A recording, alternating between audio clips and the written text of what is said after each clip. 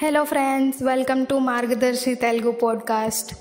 ఈ పాడ్కాస్ట్ నీ మనసుకి హిట్ అయ్యేలా అండ్ మనం రోజు చూసే విషయాలనే కొంచెం డిఫరెంట్ పర్స్పెక్టివ్లో అర్థం అయ్యేలా చేస్తుంది. డైలీ ఇట్లాంటి వీడియోస్ మన ఛానల్లో ఏదోటి వస్తూనే ఉంటాయి. అండ్ ఫస్ట్లీ నాతో ఈ పాడ్కాస్ట్ జర్నీలో జాయిన్ అయినందుకు థ్యాంక్ యూ. అండ్ మనం ఈరోజు మాట్లాడుకునే టాపిక్ మినిమలిజం వర్సెస్ కన్స్యూమరిజం. వినడానికే వింతగా ఉన్నాయి కదా. నేను కూడా ఫస్ట్ అట్లనే ఫీల్ అయినా. ఒకసారి ఆలోచించా, అసలు ఏంటి వర్డ్స్ ఎప్పుడు చాలా ప్లేసెస్లో కనిపిస్తున్నాయి ఈ మధ్య అని.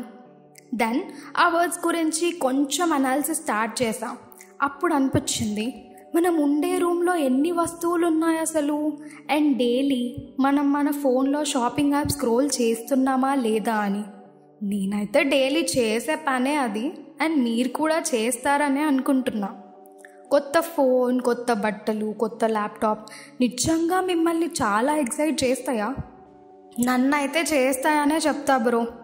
ఎలా అంటే, స్టార్టింగ్లో మా పప్ప నా కోసం ల్యాప్టాప్ తీసుకున్నప్పుడు నేను చాలా ఎక్సైట్ అయినా. బట్ దాని తర్వాత నాకు అది రొటీన్ అయిపోయింది. మళ్ళీ ఇంకో కొత్త వర్షన్ తీసుకుంటే బాగుండని అనుకున్నా కూడా చాలాసార్లు. ఇప్పుడు ఉన్న ల్యాప్టాప్ బాగానే వర్క్ చేస్తుంది, కానీ I want something extra and different version అనిపిస్తుంది. బట్ ఉన్న దాంతోనే అడ్జస్ట్ అవుతున్నా.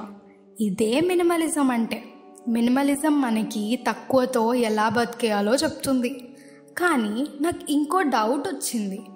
నేను నా ఇష్టాలని మినిమైజ్ చేసుకున్నా కదా, మరి నాకు థింగ్స్ పైన ఉన్న ఆబ్సెషన్ తగ్గిపోతుందా? లేదా ఈ మినిమలిజం కూడా ఏదో ట్రెండ్ అయిపోయి మాయమైపోతుందా? So let's explore this together. Stage 1, ఎందుకు మనం ఎప్పుడు థింగ్స్ వెనకాల పరిగెడుతూనే ఉంటాం? జస్ట్ ఇమాజిన్, మీరు ఒక షాపింగ్ మాల్కి వెళ్ళినారు. అక్కడ మీకు ఒక డ్రెస్ చాలా నచ్చింది. అప్పుడు మీ మైండ్లో 2 వర్షన్స్లో థింక్ చేయడం స్టార్ట్ చేస్తుంది. ఒకటి, ఆ డ్రెస్ కొనుక్కుందాం కదా అని అనిపిస్తుంది. అండ్ ఇంకోటి, ఎందుకులే ఆల్రెడీ చాలా డ్రెస్సెస్ ఉన్నాయి కదా ఇంట్లో అని కూడా అనిపిస్తుంది.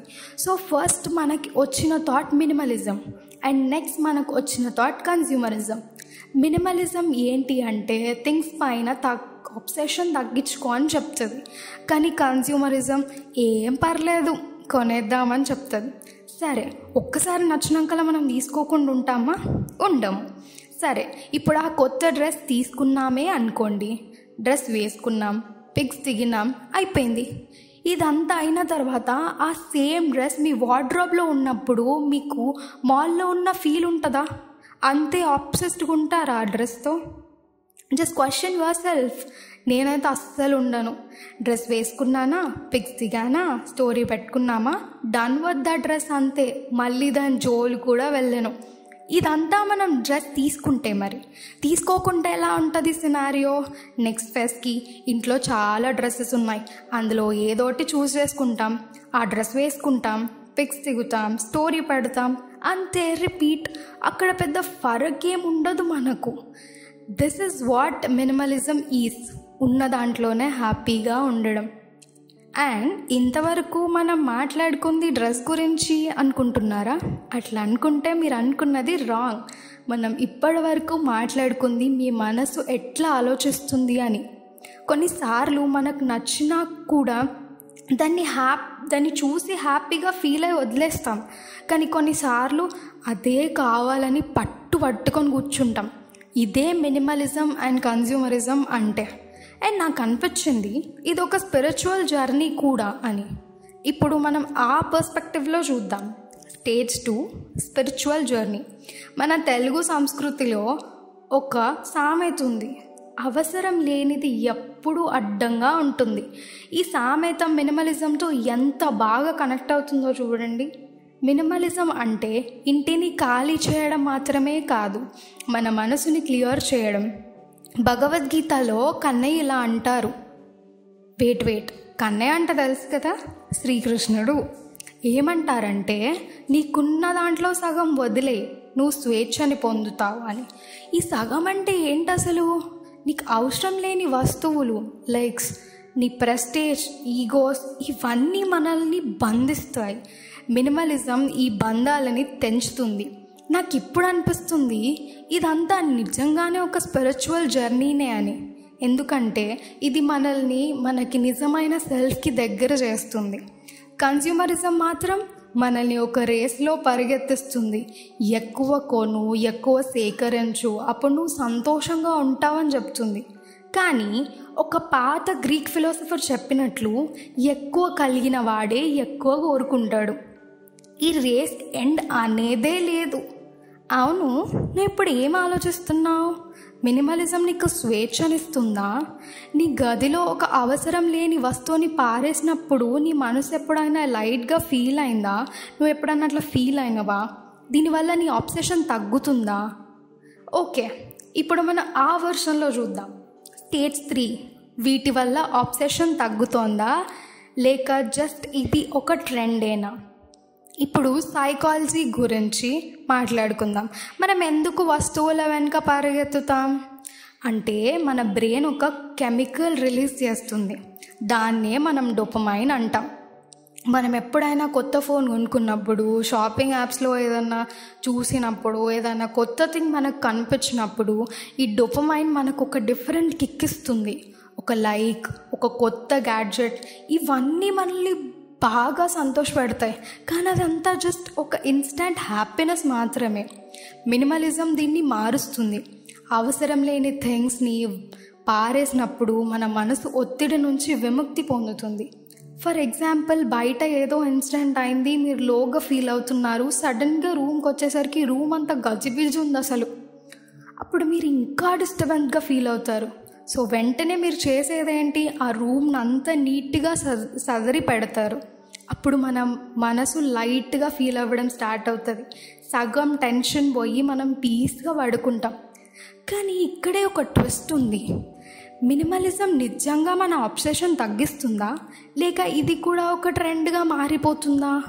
ఇన్స్టాగ్రామ్లో మీరు ఎప్పుడైనా #మినిమలిజం అని సర్చ్ చేస్తే మీకు minimalized furniture, minimalized fashion and lifestyles ఇలా కనిపిస్తాయి.